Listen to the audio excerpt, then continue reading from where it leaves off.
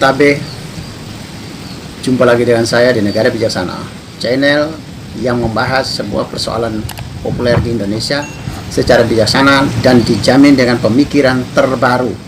Ada satu kejadian baru di Indonesia saat ini, yaitu kalau kita ngomong tentang negara menggusur rakyat dari sebuah lokasi, itu hal biasa. Penggusuran harta benda, penggusuran rumah, gedung, begitu itu hal biasa ya. Tapi kalau gereja Katolik yang diatasnamakan oleh sebuah PT perusahaan atau perusahaan milik gereja Katolik menggusur rakyat, itu hal yang belum pernah terjadi di Indonesia ya, paling tidak itu.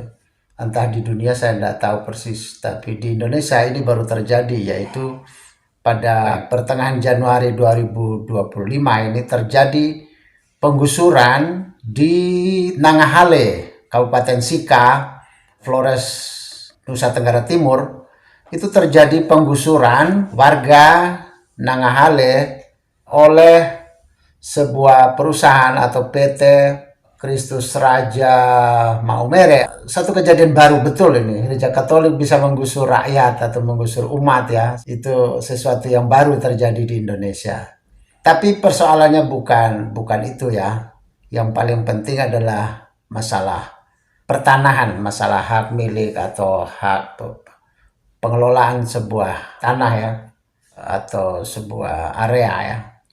Begini ceritanya, gereja Katolik atau diatasnamakan oleh PT Kristus Raja Maumere yang pemiliknya adalah Keuskupan Maumere, mereka mendapatkan sebuah hak guna akte atau surat hak guna usaha HGU tanah di Nangahale, ada berapa ratus hektar gitu ya.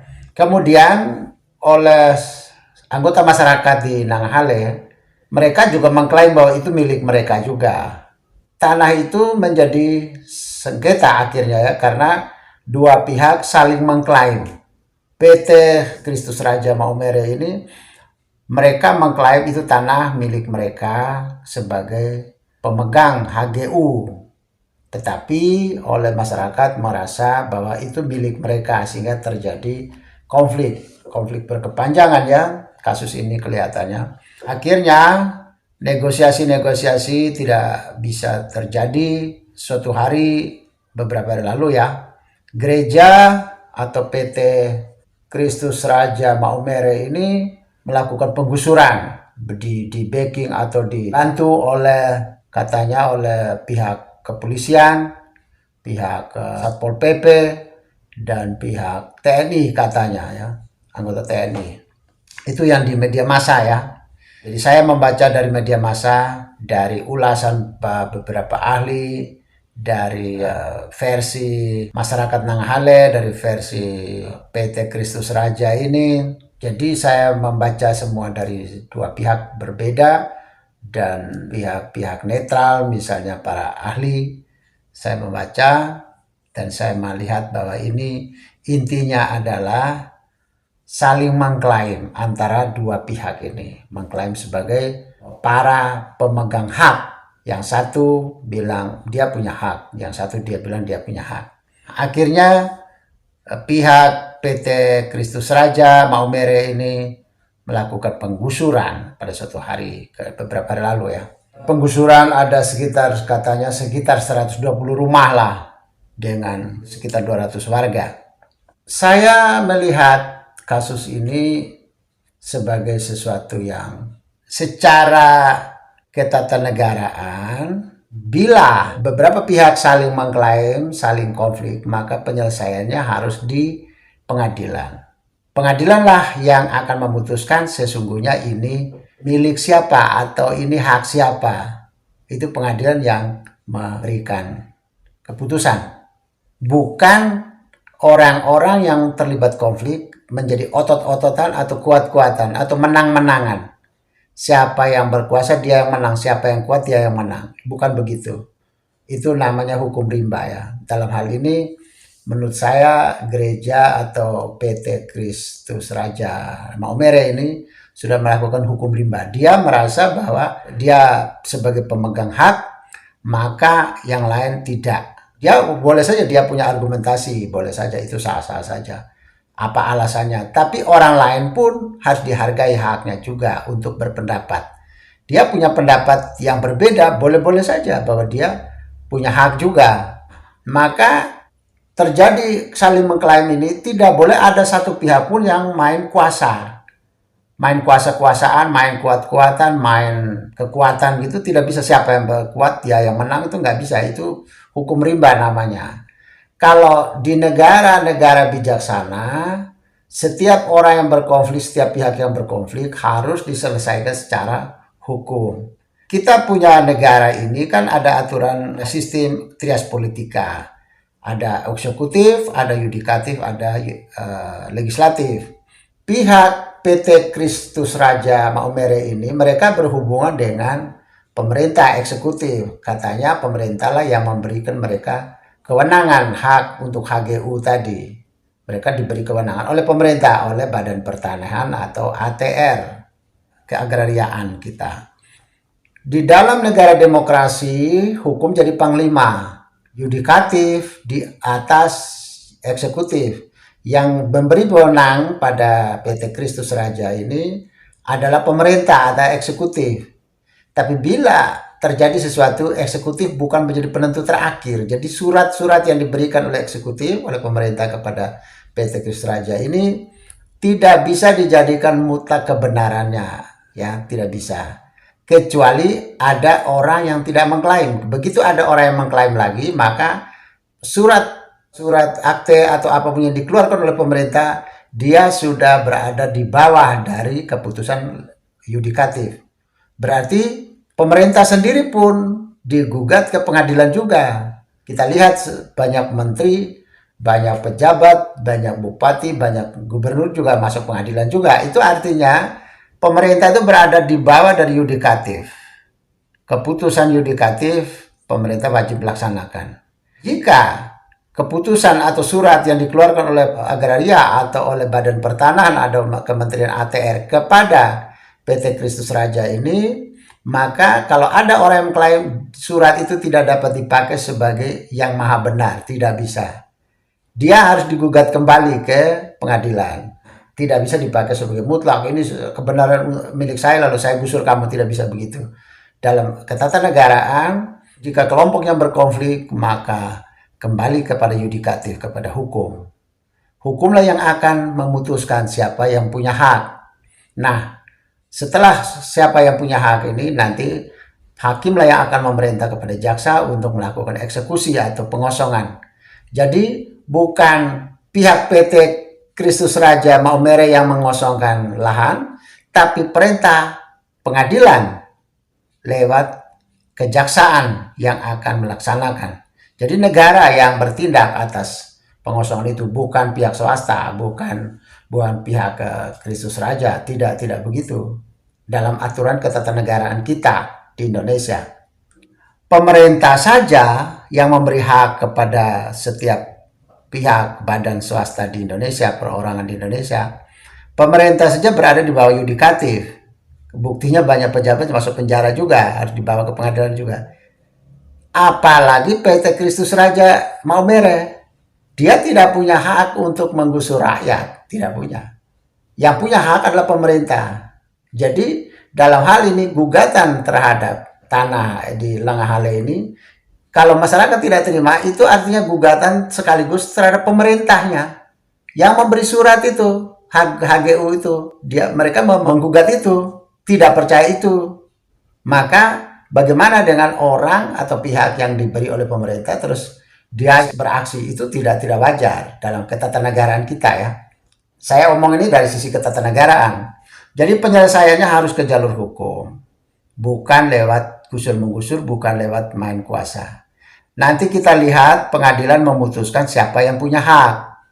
Siapa yang punya hak, maka nanti pengadilan akan memberi perintah pada jaksa untuk melakukan pengosongan. Jadi setelah dikosongkan, ya sudah kembali kepada yang punya hak. Misalnya apakah masyarakat Nanggahale yang punya hak, maka dia diberikan hak, atau kepada pihak Kristus Raja, atau kepada pihak pemerintah yang punya hak, maka diberikan kepada yang punya hak, bukan kepada Kristus Raja Maumere. Semua orang, semua pihak di masyarakat kita di Indonesia berlaku sama di depan hukum, antar kau masyarakat Nanggahale, kau PT Kristus Raja Maumere, kau Bupati Sika, kau Gubernur NTT, sama-sama kita satu derajat di mata hukum. Oleh karena itu, PT Kristus Raja harus mengajukan ke pengadilan, dibawa ke pengadilan. Bila perlu, ini menurut saya malah lebih tepatnya bukan PT Kristus Raja yang melakukan gugatan, tapi pemerintah. Pemerintah yang pemilik ini kan pemerintah sebagai pengelola, yang punya otoritas mengelola negara, mengelola hutan, tanah, dan air, kan pemerintah. Berarti gugatan ini dilakukan kepada pemerintah atau dari pemerintah kepada masyarakat Nanggahale. Setelah selesai gugatan, setelah proses hukum selesai, barulah kembali kepada hak pemerintah, terserah pemerintah mau beri ke siapa. Intinya itu tidak ada penyelesaian kuat-kuatan oleh sesama masyarakat, sesama anggota masyarakat. Berapapun lembaga, berapapun pihak yang Anda miliki, sama saja dengan satu orang masyarakat Nanggahale, sama posisinya di mata hukum. Oleh karena itu, tidak ada yang bermain kuasa-kuasaan di Indonesia, di tanah air ini, di negara ini tidak ada yang main kuasa-kuasaan. Bahwa kamu benar, ya bisa versimu. Tapi bahwa masyarakat Nanggahale bilang dia benar, ya versimu juga. Nah, versi kalian berdua ini sama-sama dibawa ke pengadilan. Nanti pengadilan yang akan memutuskan versi siapa yang paling benar di sini. Saya kira kasus semacam inilah hampir semua terjadi, banyak terjadi di Indonesia di mana-mana. Saya kira sebut saja beberapa tanah di NTT, termasuk Besipae di Kupang, di Timor, itu juga kasus yang sama antara pemegang hak guna usaha dengan masyarakat Besipae. Di belakang situ ada Gubernur NTT, ada pemerintah provinsi.